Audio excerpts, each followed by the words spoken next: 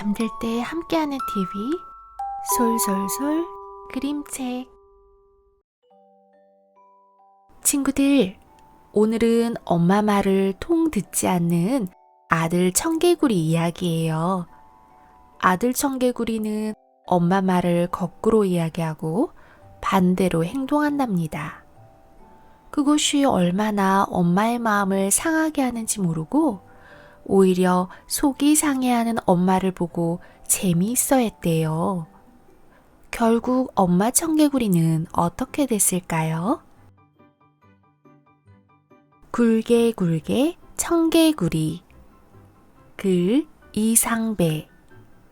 그림 김동성. 출판사 여원미디어. 옛날에 엄마 청개구리와 아들 청개구리가 살았어요. 아들 청개구리는 엄마 말을 듣지 않는 말썽꾸러기였어요. 무슨 말이든지 바로 듣지 않고 반대로만 했지요.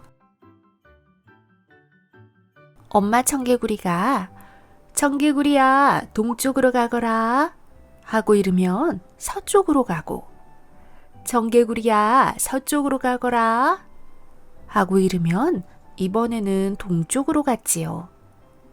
그나마 이만하면 뭐가 걱정이겠어요. 청개구리야, 오늘은 비가 와서 물이 많이 불었네. 위험하니 냇가에서 놀지 말고 산 위에서 놀아라 하고 타이르면 풍덩. 어느새 아들 청개구리는 물속에 뛰어들어 첨벙첨벙 물장구를 치며 놀았어요. 햇볕이 쨍쨍 내리쬐는 날에 헤엄을 치면 좋을 텐데, 청개구리야, 오늘은 날이 무척 덥구나. 엄마랑 시원하게 물에 들어가 놀지 않으련? 오히려 그런 날에는 더위에 헉헉거리면서도 아들 청개구리는 산 위에 올라가 놀았어요. 엄마의 근심은 날로 깊어만 갔지요. 저 애를 어찌하면 좋을까? 통 어미 말을 듣지 않으니 크면 좀 나아지려나? 하지만 하루 이틀 날이 가도 청개구리는 변하지 않았어요. 너는 엄마가 시키는 일은 뭐든 거꾸로 할 거야. 보다 못한 엄마 청개구리가 하루는 아들을 불러 앉혔어요. 우는 것만큼은 제대로 가르쳐야 할 것 같았지요. 개구리는 울기를 잘해야 한단다. 엄마를 따라해보거라. 개굴 개굴 개굴 개굴 개굴 개굴. 청개구리는 제법 의젓하게 엄마의 울음소리를 들었어요. 그리고는 킁킁 목소리를 가다듬더니 굴게 굴게 굴게 굴게 굴게. 아니 이런, 반대로 오는 게 아니겠어요? 지켜보던 친구들도 굴게 굴게 배꼽을 쥐며 웃어댔어요.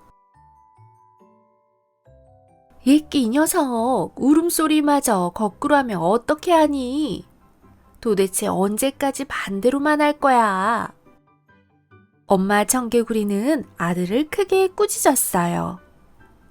하지만 청개구리는 마치 엄마를 놀리듯 이리 뛰고 저리 뛰며 울어댔지요. 굴게 굴게 굴게 굴게 굴게. 아들 때문에 푹푹 속을 썩던 엄마 청개구리는 그만 병이 나고 말았어요. 아들의 앞날을 생각하니 가슴이 답답했지요. 어찌해야 말 잘 듣는 개구리가 될까? 알아 누워서도 엄마 청개구리는 아들 걱정뿐이었어요. 병이 깊어지자 엄마는 청개구리를 가만히 불렀어요. 얘야, 엄마는 이제 더는 못 살 것 같구나. 엄마가 죽은 뒤라도 말 잘 듣는 개구리가 되어 이 엄마를 기쁘게 해다오. 그리고 내가 죽거든 산에다 묻지 말고 냇가에 묻어주렴. 엄마의 마지막 부탁이란다. 엄마는 산에다 묻어달라고 하면 냇가에 묻을까봐 반대로 말을 했어요. 엄마 청개구리는 하루를 못 넘기고 숨을 거두었어요. 개굴, 엄마. 청개구리는 엄마가 죽자 그제야 엉엉 울음을 터뜨렸어요. 개굴. 제가 잘못했어요. 이제부터 말 잘 들을 테니 제발 다시 살아나셔요, 엄마. 개굴. 청개구리는 잘못을 뉘우치며 목이 터져라 울어댔어요. 엄마, 용서하세요. 마지막으로 엄마가 부탁하신 말씀은 꼭 바르게 지키겠어요. 청개구리는 개굴개굴 울면서 엄마를 냇가에 묻었지요. 그런 게 아닌데, 엄마의 속뜻은 그런 게 아닌데 말이에요. 그날 이후 비만 오면 청개구리는 개굴개굴 울어댔대요. 냇물이 불어나 엄마 무덤이 떠내려가면 어쩌나 걱정이 앞섰기 때문이지요. 개굴. 비가 그칠 때까지 엄마 무덤을 끌어안고 서럽게 울어댔대요. 지금도 비 오는 날이면 청개구리들은 하늘을 쳐다보며 개굴개굴 울어댄답니다. 청개구리의 아들이 그 아들의 또 아들이 그때의 잘못을 뉘우치며 슬피 우는 거래요. 더 많은 이야기가 궁금하다면 구독 버튼을 눌러 친구가 되어주세요. 친구들, 옛 이야기에서 사또는 잘못한 일을 한 사람에게 곤장을 때려라 하고 벌을 주곤 하지요. 곤장이란 조선시대 때 도둑이나 법을 어긴 죄인에게 벌을 주던 도구 중에 하나였답니다.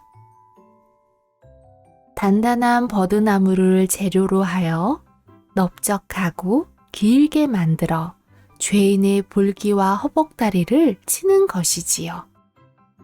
하지만 오늘 이야기에 등장하는 삼형제의 막내는 아무리 매를 맞아도 끄떡없는 탁월한 재주를 갖고 있대요. 특별한 재주를 가지고 있는 삼형제의 이야기를 함께 들어볼까요? 재주 많은 삼형제. 글 김경화, 그림 정성화, 출판사 여원미디어. 아주 오랜 옛날 어느 마을에 삼형제가 살았어요.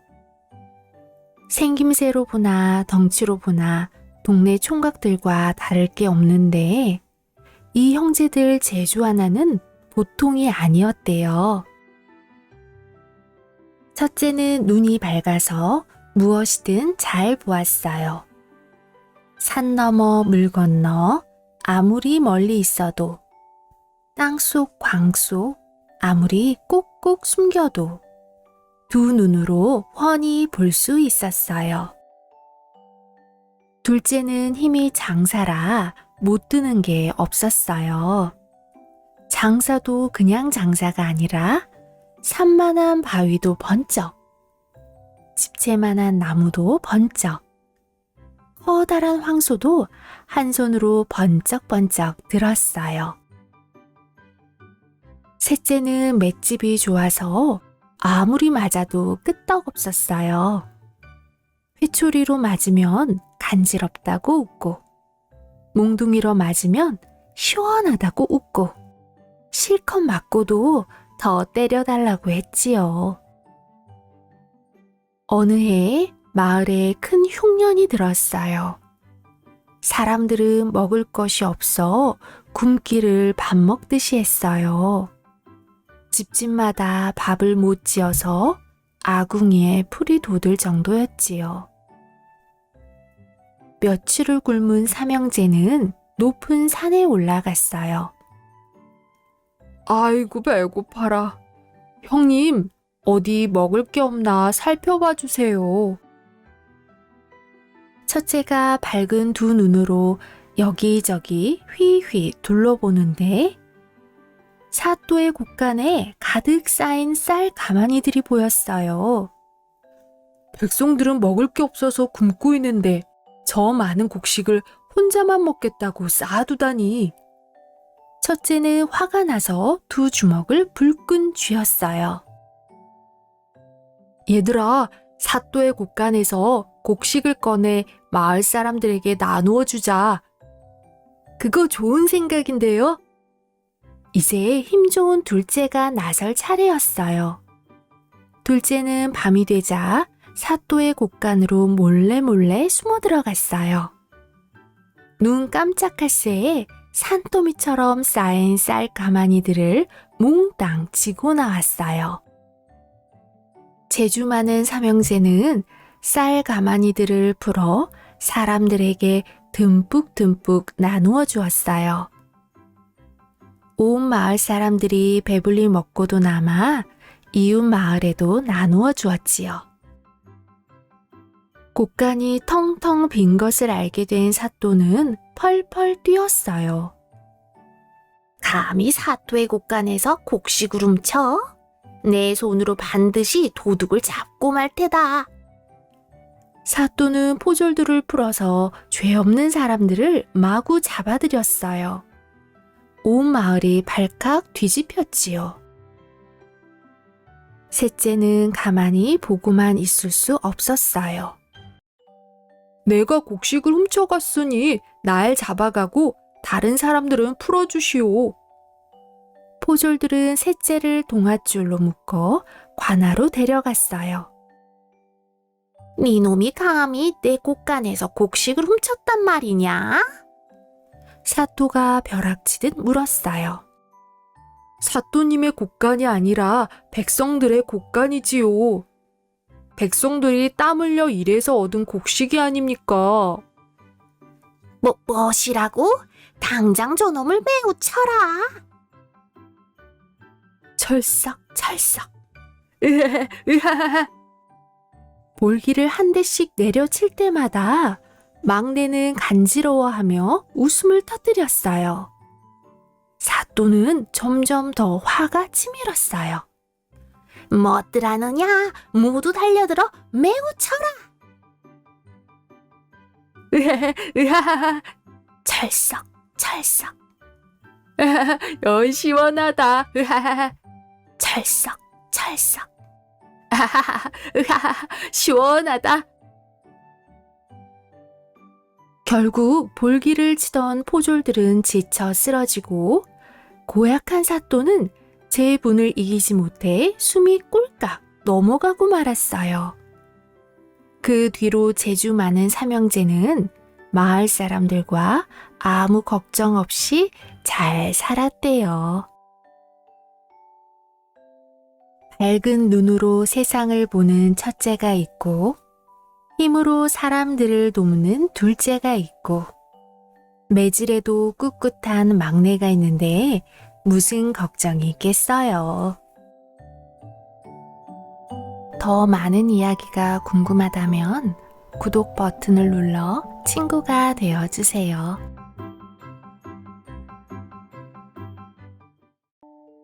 친구들, 진흙 속에서도 때묻지 않고 깨끗한 모습으로 피어나는 연꽃은 불교에서 매우 중요한 의미를 지닌답니다. 부처님의 탄생을 알리기 위해 피었던 꽃이기도 하고 극락세계에서 다시 태어나는 장소이기 때문이지요. 오늘은 이처럼 고귀한 연꽃을 타고 물 위로 올라온 심청이의 이야기예요. 어떤 신비로운 이야기가 펼쳐질까요? 효녀 심청. 글 이미애, 그림 권문희, 출판사 여원미디어.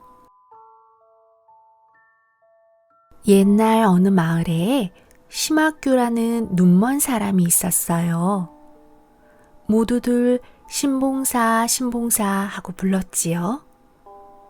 신봉사는 늙음하게 예쁜 딸을 하나 얻었어요. 덩실덩실 춤추며 청이라는 이름을 지어주었지요. 하지만 아내는 청이를 낳은 뒤 심하게 앓더니 그만 세상을 떠나고 말았어요. 청아, 불쌍한 청아, 눈먼 아비가 널 어찌 키울꼬. 신봉사는 포대기에 쌓인 청이를 안고 목을 놓아 엉엉 울고 또 울었어요. 신봉사는 배고파 우는 청이를 들쳐 업고는 이 마을 저 마을 더듬더듬 헤매며 동냥젖을 얻어먹였어요.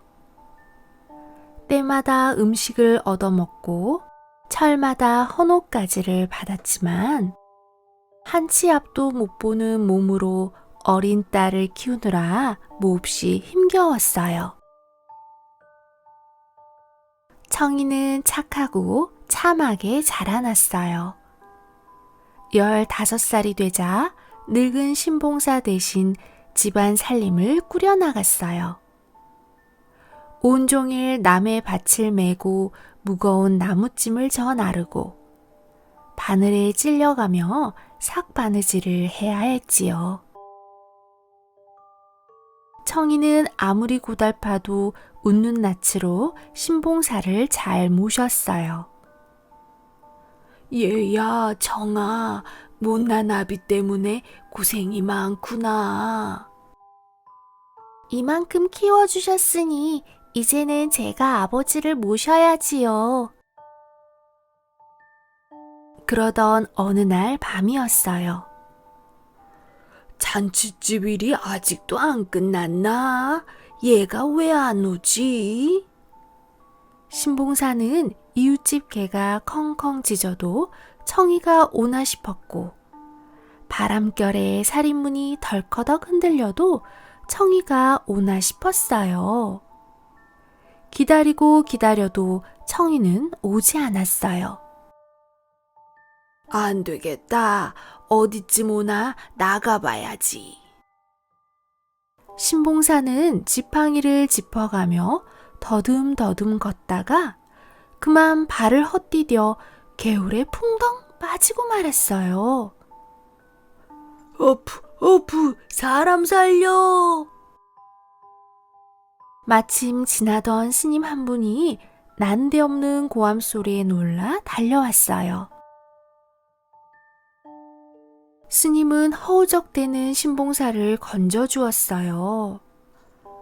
아이고 고맙습니다. 스님 덕분에 살았습니다. 스님은 신봉사를 가만히 살피더니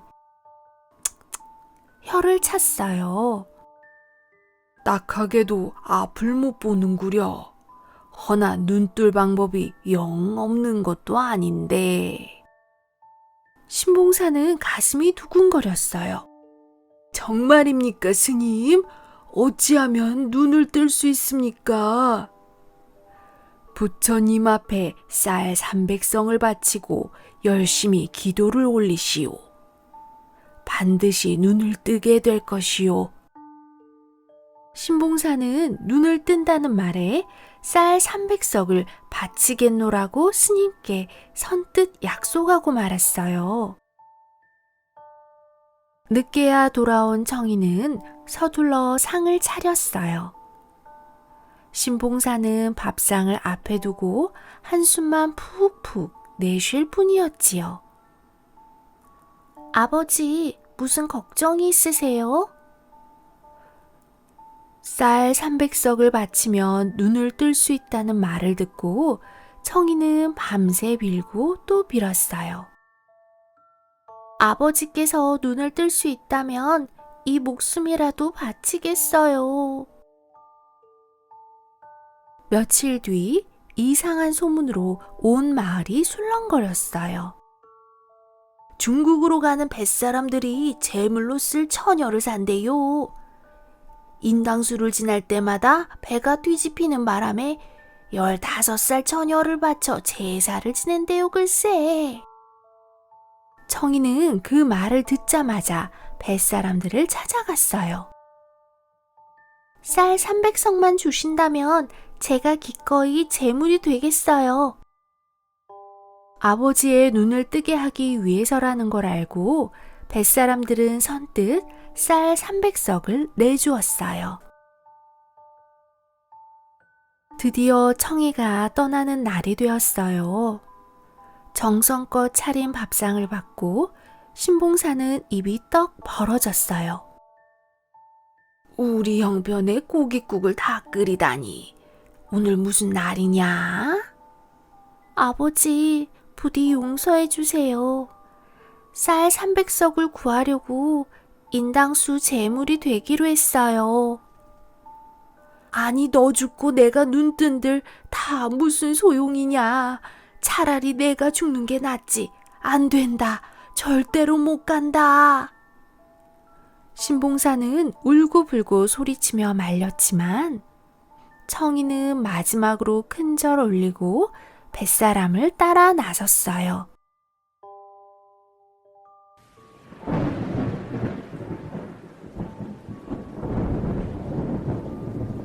갑자기 하늘이 깜깜해지더니 우르르 꽝!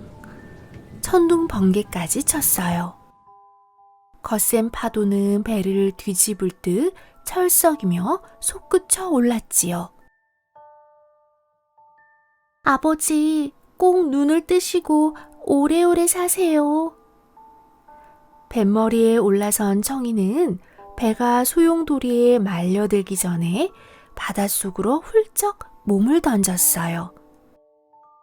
청이를 삼킨 바다는 거짓말처럼 잔잔해졌어요.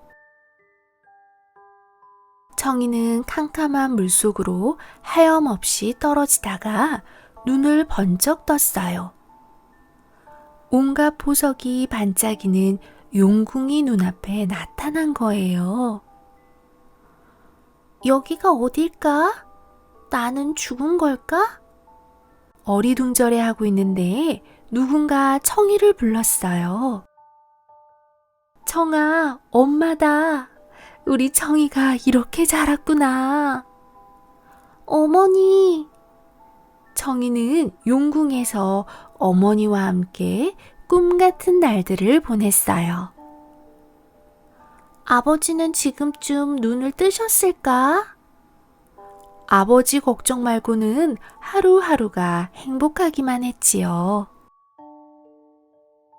정아, 용궁에서 지낸 지도 오래되었구나. 이제 그만 세상 위로 올라가도록 해라. 용왕님은 청이를 불러 커다란 연꽃 속에 앉게 했어요. 청이가 용왕님과 어머니께 큰 절을 올리자 꽃잎이 스르르 오므라들었어요. 커다란 연꽃은 바다 위로 둥둥 떠올랐지요. 뱃사람들은 바다 위에 커다랗게 빛나는 연꽃을 보고 깜짝 놀랐어요. 세상에 희한한 꽃을 다 보겠네. 건져다가 임금님께 바쳐야겠다. 임금님도 커다란 연꽃이 너무나 신기해서 한참 들여다보았어요. 그때 꽃잎이 스르르 벌어지더니 청이가 나타났어요. 임금님은 꽃에서 나온 청이를 보고 대체 어찌된 일인지 물어보았어요. 청이는 다소곳이 지난 일들을 이야기했지요. 오호, 그 마음이 정말 아름답구려. 이 나라의 어머니인 왕비가 되어주시겠소? 임금님은 착하고 어여쁜 청이를 왕비로 삼았어요. 청이는 왕비가 되어 아버지부터 찾았지요.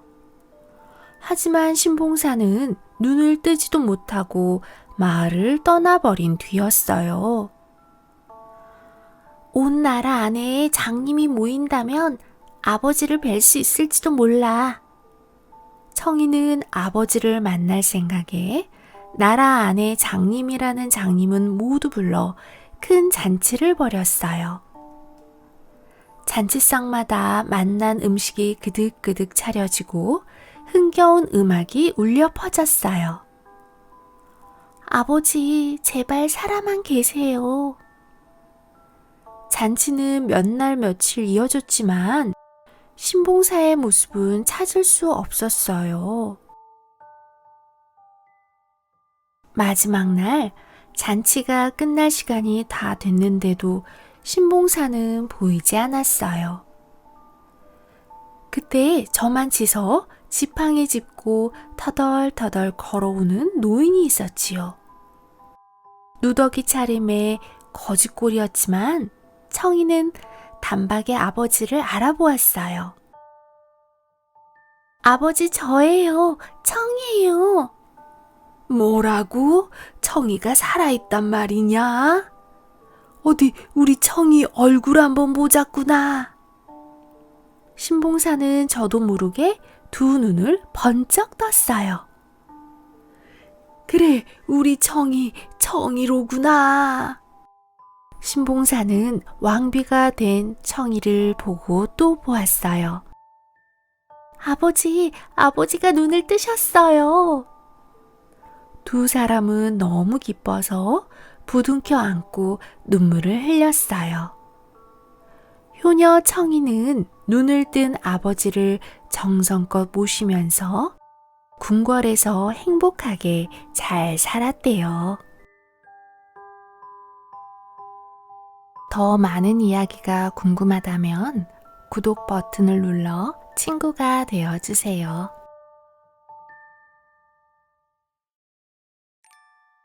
친구들, 오늘의 이야기는 은혜를 갚은 어린 꿩 3마리의 이야기예요. 우리도 알게 모르게 크고 작은 은혜들을 입고 살지요. 크게는 나를 낳아주시고 길러주신 부모님의 은혜, 나를 가르쳐주신 선생님의 은혜. 그런데 우리는 종종 그 은혜를 잊고 살 때가 있어요. 오늘 어린 꿩들의 이야기를 통해 다시 한번 그 은혜를 고맙게 여기고 잊지 않는 사람이 되도록 해요. 은혜 갚은 꿩. 글 이영경, 그림 한태희, 출판사 여원미디어. 강원도 원주에 가면 치악산이라는 산이 있어요. 다른 말로 하면 꿩산이라는 뜻인데 왜 이런 이름이 붙여졌는지 한번 들어볼까요? 옛날에 어떤 선비가 과거를 보러 가는 길이었대요. 과거가 열리는 한양까지 가려면 험한 산을 굽이굽이 몇 개나 넘어야 했지요. 선비는 몇 날 며칠 산길을 걸었어요.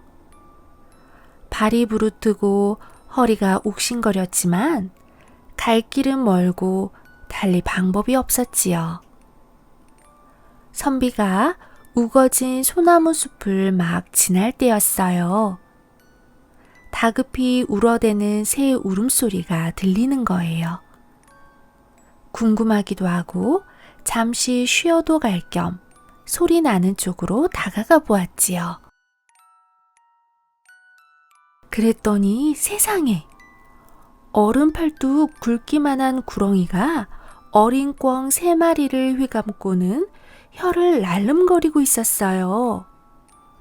오호, 이를 어쩌나? 선비는 이러지도 저러지도 못하고 발만 동동 굴렀어요. 예로부터 구렁이를 해치면 안가품을 당한다는 이야기가 있거든요. 하지만 애처롭게 울어대는 꿩들을 보니 그냥 지나칠 수가 없었어요. 선비는 들고 있던 나무 지팡이로 구렁이를 냅다 후려쳤어요. 딱! 소리가 나더니 구렁이는 그대로 축 늘어져 죽고 말았어요. 지팡이가 구렁이의 머리에 정확히 맞았나 봐요. 꿩들은 고맙다고 인사라도 하듯 끼끼거리며 선비의 머리 위를 날아다녔지요. 선비는 서둘러 다시 길을 재촉했어요. 어느새 날이 어둑어둑 어두워졌지요. 어허, 이거 큰일이군. 아직 한참을 더 가야 마을이 나오는데. 선비는 더듬더듬 어두운 산길을 헤매고 다녔어요. 그런데 저 멀리 불빛 하나가 바람에 흔들리는 거예요. 어찌나 반가운지 선비는 옷이 가시덤불에 걸려 찢기는 줄도 모르고 불빛이 보이는 곳까지 달려갔어요. 선비가 도착한 곳은 허름한 오두막집이었어요. 안에 누구 계시오? 하얀 옷을 입은 여인이 방문을 열고 나왔지요. 리신지요? 먼 길을 가는 나그네인데 날이 어두워져 그러니 하룻밤 재워줄 수 있겠소? 여인은 선비에게 들어오라고 말했어요. 그러고는 저녁상까지 맛있게 차려주는 거예요. 밥을 다 먹고 나니 여인이 선비에게 말했어요. 보시다시피 집이 좁아 방이 하나밖에 없으니 손님은 아랫목에서 쉬시지요. 저는 여기 윗목에 앉아 손님의 찢어진 옷을 꿰매드리리다. 원, 이렇게 마음씨 고운 여인이 있나? 선비는 배부르고 따뜻하니 졸음이 솔솔 몰려왔어요. 여인이 실을 바늘에 꿰려고 침을 묻힐 때였어요. 말갛고 긴 혀가 얼른 나왔다 들어가는데 구렁이혀처럼 두 가닥으로 갈라져 있는 거예요. 선비는 잠이 확 달아났지요. 으크, 내가 잘못 들어왔구나. 구렁이 집에 내 발로 찾아오다니. 선비는 갑자기 배를 움켜쥐고 앓는 소리를 냈어요. 아이고 배야, 아이고. 이보시오, 내 급한 볼일 좀 보고 와야겠소. 선비가 꾸물꾸물 일어서자 여인이 급히 다가와 선비의 손목에 실을 메어주는 거예요. 여기는 깊은 산속이라 호랑이가 우글우글 하답니다. 무슨 일이 생기면 이 실을 흔드세요.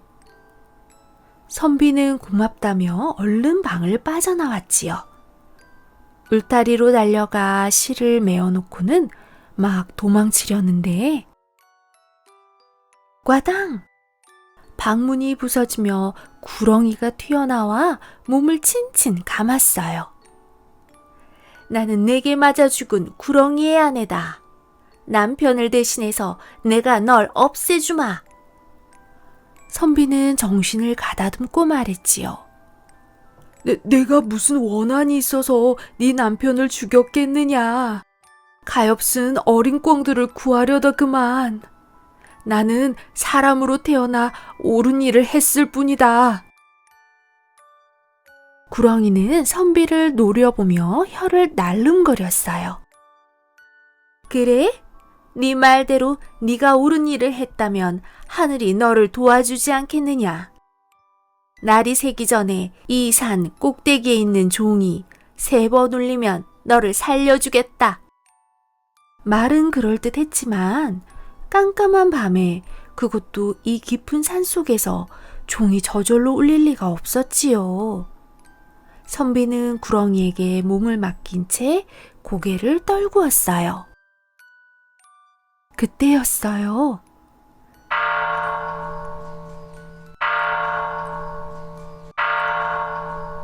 틀림없는 종소리였어요. 선비도 구렁이도 깜짝 놀랐지요. 에이, 분하다. 구렁이는 눈을 치뜬 채 한참 혀를 날름거리더니 스르르 사라졌어요. 날이 밝자 선비는 부랴부랴 산 꼭대기로 올라갔어요. 커다란 종이 하나 동그만히 놓여 있는데 그 아래에 꿩 3마리가 피를 흘린 채 떨어져 있었어요. 구렁이한테 잡아먹힐 뻔한 바로 그 어린 꿩들이었지요. 선비를 구하려고 부리와 머리로 종을 친 거예요. 선비는 이 고마운 꿩들을 햇볕이 잘 드는 곳에 묻어주었어요. 그 자리에 절을 지어 꿩의 영혼을 달래주었지요. 그로부터 이 산을 꿩이 은혜를 갚은 산이라고 해서 치악산이라고 불렀대요. 더 많은 이야기가 궁금하다면 구독 버튼을 눌러 친구가 되어주세요. 오늘은 주먹만큼 아주 작은 아이 주먹이의 이야기예요. 주먹이는 너무 작아서 매일매일이 아슬아슬한 모험으로 가득하지만 똑똑하고 영리해서 어려운 상황이 닥쳐도 용감하게 위기를 이겨낸답니다. 우리도 주먹이와 함께 흥미진진한 모험을 떠나볼까요? 주먹만한 주먹이. 글 신혜은. 그림 나혜경. 출판사 여원미디어. 옛날에 어떤 부부가 늙도록 아이가 없었대요. 부부는 부처님 앞에 가서 주먹만한 아이라도 좋으니 아이 하나 갖게 해달라고 밤낮으로 빌었어요. 그러자 얼마 뒤에 할머니의 배가 불러오기 시작했어요. 부부는 뛸 듯이 기뻤지요. 10달이 꽉 차서 할머니는 작고 귀여운 사내 아이를 낳았어요. 그런데 이 아이 얼마나 작은지 거짓말 조금도 안 보태서 할아버지 주먹만 했대요. 부부는 작은 게 무슨 흉인가 싶어 아이의 이름도 주먹이라고 지어주었지요. 주먹이는 먹어도 자라지를 않았어요. 3살이 되어도 주먹만, 5살이 되어도 주먹만, 7살이 되어도 여전히 주먹만 했어요. 비록 작지만 주먹이는 단단하고 영리했어요. 부부의 귀여움을 독차지했지요. 주먹이가 잠시라도 눈앞에서 사라지면 두리번 주먹아 어디 있니? 여기요. 개 꼬리에 빗자루를 묶어서 마당을 쓸고 있어요. 또 눈앞에서 사라지면 두리번 주먹아 뭐하니? 여기요. 새들을 불러다 썩은 콩을 골라내고 있어요. 부부는 영리한 주먹이가 얼마나 기특했게요. 동네방네 자랑하고 다녔어요. 우리 애가 주먹만 해도 똑똑하기가 이를 데 없어요. 그러게 말이에요. 작은 고추가 더 맵다더니만. 동네에서도 아는 사람은 다 알았지요. 그러던 어느 날이었어요. 할아버지는 강으로 낚시하러 가고 할머니는 옥수수밭에 풀 뽑으러 가고 주먹이 혼자 마루에서 놀고 있었지요. 그런데 갑자기 세찬 바람이 불어와 주먹이를 날려버렸어요. 팽글팽글 바람에 날아가던 주먹이는 털썩 풀숲에 떨어지고 말았지요. 그런데 풀을 뜯던 황소가 쏙 삼켜버렸지 뭐예요? 으악! 주먹이가 정신을 차리고 보니 황소 뱃속이에요. 누구 없어요? 살려주세요. 주먹이는 황소 배를 발로 차고 또 차댔어요. 영문도 모르는 황소는 배가 아파 음메 음메 울다가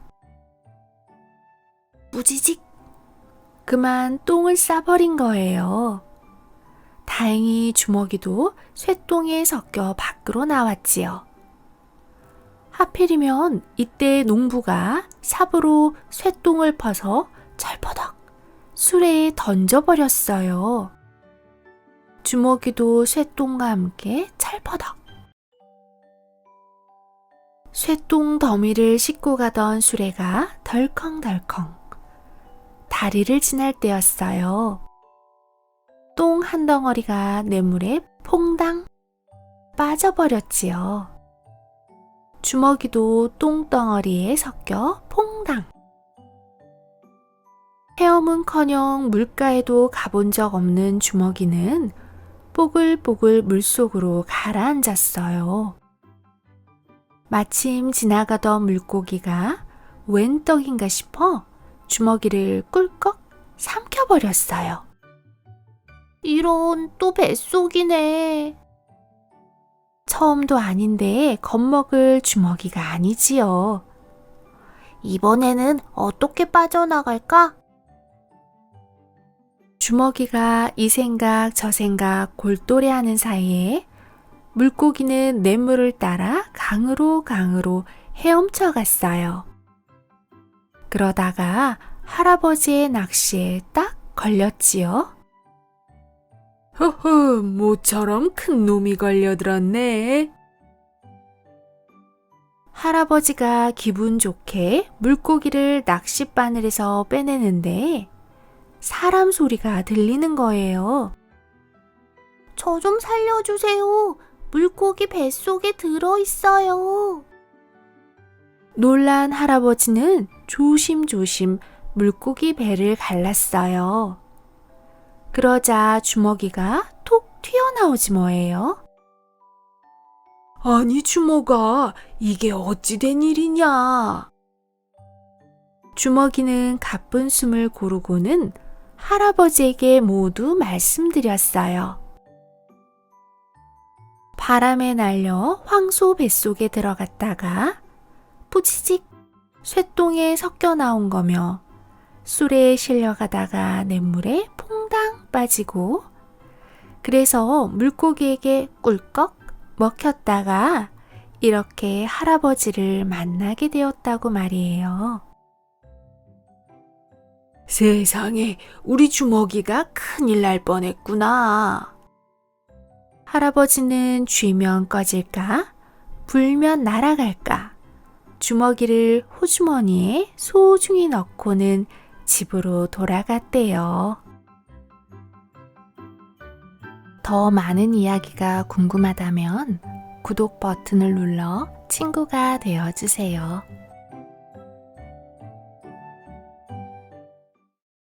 친구들, 옛날 사람들이 많이 사용하던 단지는 모양이 항아리와 비슷한데 그 크기는 조금 작은 그릇을 말해요. 지금은 양념 그릇 정도로 생각하면 되지요. 예전에는 이 단지가 음식물을 담아두는데 매우 중요한 역할을 했답니다. 주로 꿀이나 과자, 양념 등을 담아두었지요. 그렇다면 오늘 이야기 속에 등장하는 단지에는 무엇이 들어있을까요? 단방귀 장수. 글 차미정. 그림 임향한. 출판사 여원미디어. 옛날에 욕심 많은 부자 형과 마음 착한 가난뱅이 동생이 살고 있었어요. 욕심 많은 형은 동생이 가진 건 뭐든 다 빼앗아갔어요. 아버지가 물려준 재산도 몽땅 형이 차지했지요. 그래도 착한 동생은 형을 원망하지 않고 산에서 나무를 해다 팔며 살았어요.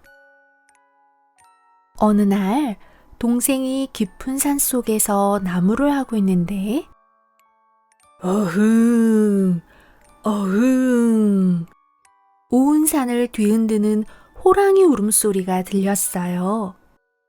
동생은 깜짝 놀라 주위를 둘러보았지요. 저만치서 커다란 호랑이가 다가오고 있는 게 아니겠어요? 동생은 너무 무서워 정신없이 도망을 쳤어요. 지게고 도끼고 다 팽개치고 말이에요. 한참 달리다 보니 구덩이 하나가 보였어요.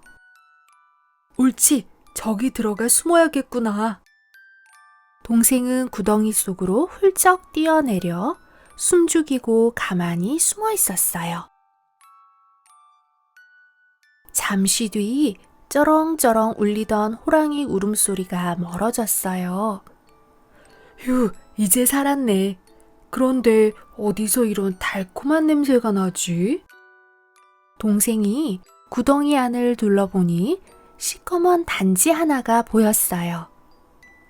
단지 안에 든 것을 손가락으로 살짝 찍어 먹어보니 이야, 맛있는 꿀이네. 배가 고팠던 참에 동생은 그 꿀을 실컷 퍼먹었어요. 배가 두둑하게 부른 동생이 구덩이에서 나오는데 마침 뽕 하고 방귀가 나왔어요. 그런데 방귀 냄새가 이상하게 달고 향긋했어요.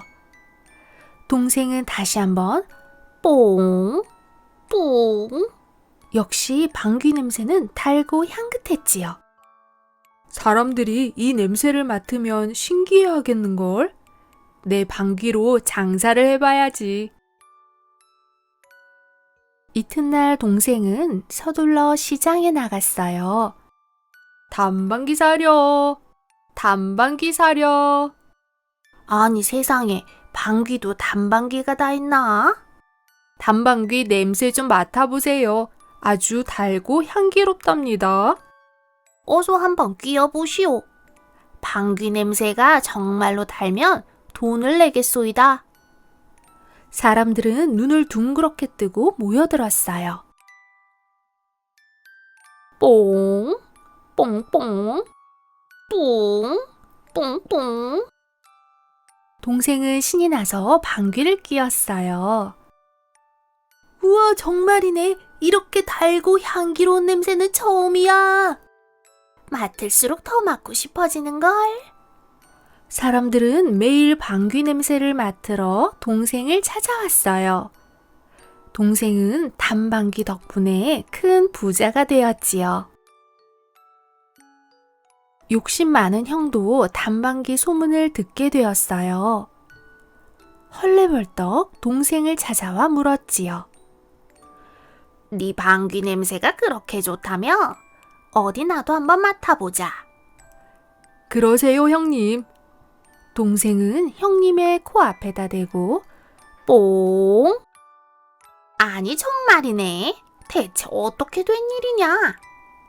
착한 동생은 호랑이를 피해 도망친 일이며 구덩이 안에 빠진 일이며 지금까지 있었던 일들을 형에게 말했어요.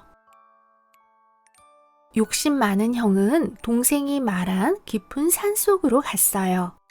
그리고 호랑이가 나타나길 기다렸지요. 아니나 다를까 호랑이 울음소리가 들려왔어요. 어흥, 어흥. 됐다. 이젠 도망만 치면 되겠구나. 형은 호랑이를 피해 뛰기 시작했어요.